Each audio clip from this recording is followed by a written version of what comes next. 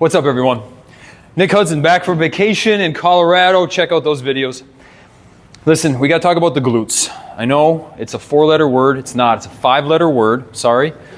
We treat it like a 4-letter word. We want bigger glutes. We want muscular glutes. We want all this stuff. It's the trend nowadays, right? So we're going to do a glute workout. Make sure to hit subscribe right down there. So let's just start off with, everybody knows hip thrusts, right? So I want to talk a little bit about hip thrusts. What are the glutes involved in? Okay, glutes are involved in hip extension. Okay, this would be hip hyperextension. This is hip flexion, extension, hip hyperextension. Glutes are involved with abduction. Okay, they're involved with retroversion. Okay, this is your tilt going on. Okay, that's glute. They're also involved a little bit with external rotation. The glute medius is used primarily for that rotation and that abduction. Okay, so you can always feel that when you're going out. We're going to do a little bit of that at the end, but I want to work on the main focus, which is the glute maximus. Okay, and so we got PWRAbs here for us. So for our weighted hip thrusts, and I recommend you do these weighted because it's not that hard, right? But I also recommend that you elevate yourself. It's nice to be elevated a little bit on these. It allows you to get a little bit deeper into the thrust. So I can go all the way down to the floor here, versus if I were to be lying on the floor, I wouldn't get that full contraction, that full extension there. So we're getting a nice deep one here. We're trying to get the glute maximus on this, not so much hamstrings. That's what I love about the two-legged hip thrust. And obviously you can do a lot of reps with very little weight. So we recommend going up in weight, but I have never been a big believer in massive amounts of weight, only because I'm not an athlete that's trying to go for power. And so I want some specificity with this. I want to work my glutes, but I want to work my glutes in the way that they're going to help me, which is stabilization. And my glutes are a stabilization to protect my lower back. Okay? They help me with hiking, right? They help me with biking. They help me with water skiing. They help me with a lot of things that are not involved with absolute power, because I'm not a power athlete. I don't think most of you are. So that's why I'm willing to go a little bit lighter on that. So we're going to use the old BladeX for this. I use the higher angle for this. All right. So actually, I like this better because it helps transfer it to my hamstrings a little bit. So I do get the glutes, but I also get the hamstrings. That's the beauty of having the feet up a little bit. I'm still pushing with my heels, but it allows me to keep my foot flat, okay? And what we can do is we can move into the one leg from here easily, right? So you can still stabilize with your arms, but the goal here should be glutes and hams. The previous exercise was more glutes, and I would use more weight for that. Nice and good. Okay, let's bring in the other one. Mr. BladeX, right? Mr. BladeX. We got to use it sometimes. Oh yeah, feeling the burn. Glutes and hams, baby. You can make it easier by doing it this way. Harder by sticking that leg out.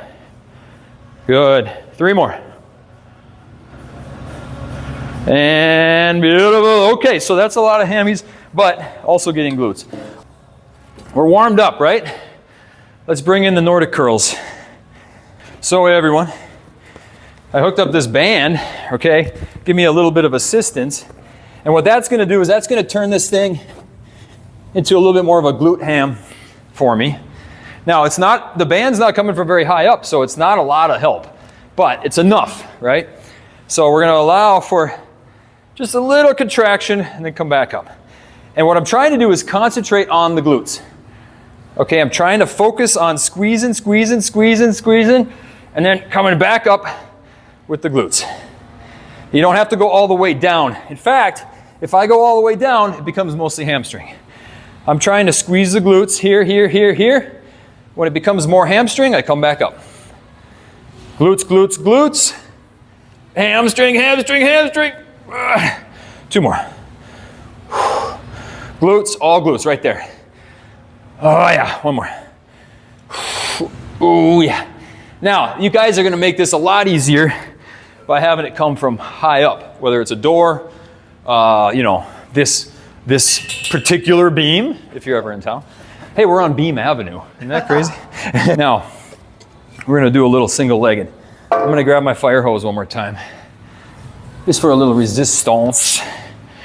And we're gonna do some single leg. All right, y'all? I try to get all the way down and get some single leg. Now I'm having to work on balance here too, but the beauty of it is I have to bring in the glute when my knee is bent. A lot of glute right there. You're also getting hamstring.